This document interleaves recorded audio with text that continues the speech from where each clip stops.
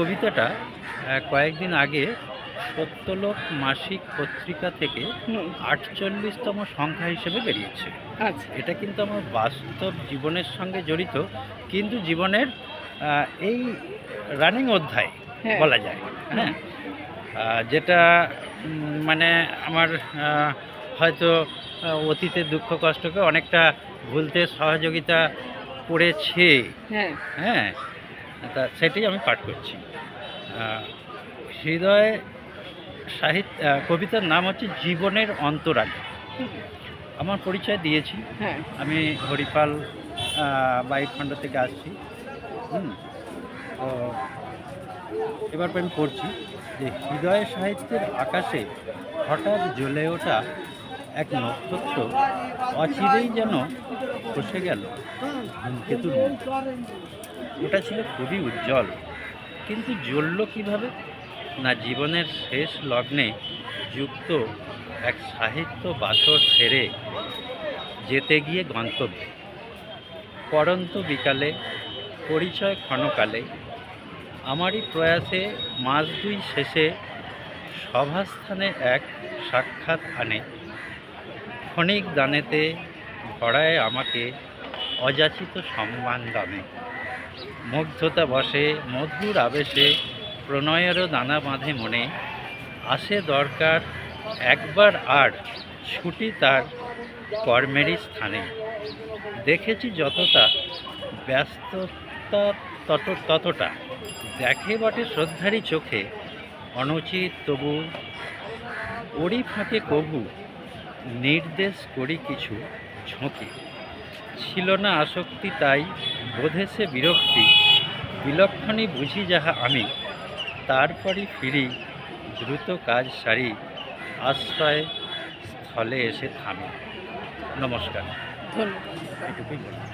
নমস্কার, আলোর বর্তিকা news channel থেকে আমি প্রজ্ঞা পারিজাত আছি প্রশান্ত দত্ত দাদার সঙ্গে। আজকে প্রথমে আমরা এই বছরের 2026-এর লিটল ম্যাগাজিন মেলা নন্দনে যেটা হয় সেখানেও আমরা দাদাকে পেয়েছি, এবং বইমেলাতেও আমরা দাদাকে পেয়েছি প্রেস কর্নারে। আজকে আবার আমরা লিটল ম্যাগাজিন মেলায় পেলাম।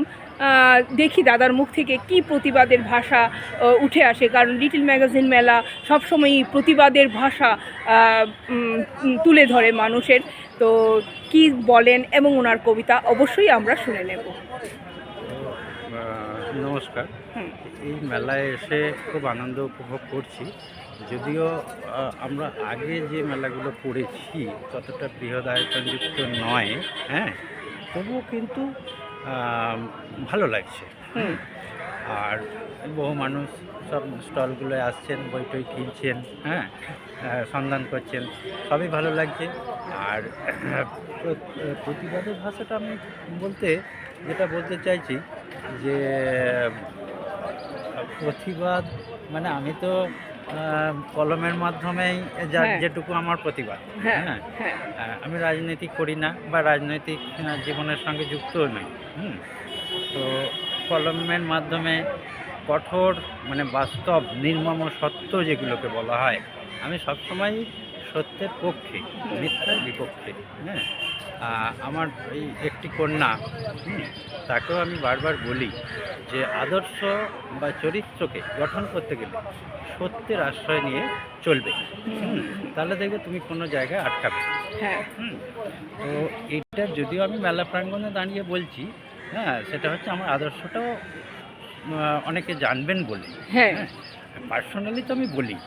তো আমার এই সাহিত্য জীবনে মানে যত পরিধি বাড়ছে, হ্যাঁ, আমি এই যে তোমাদের সান্নিধ্য লাভ করছি বা সান্নিধ্যে মানে সমাজ মাধ্যমে বা সংবাদ মাধ্যমে আসতে পারছি, হ্যাঁ, আমি প্রতিটা মুহূর্তেই গর্ববোধ করছি।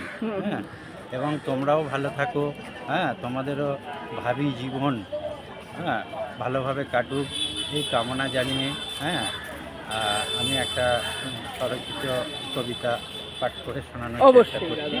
ভুল হলে ক্ষমা করে দেবে। হ্যাঁ, আমি দেখছি আমার ফোনের মধ্যে রয়েছে, আমি আজকে খাতাটা নিয়ে বেরোতে পারিনি, আমি চেষ্টা করছি বলার।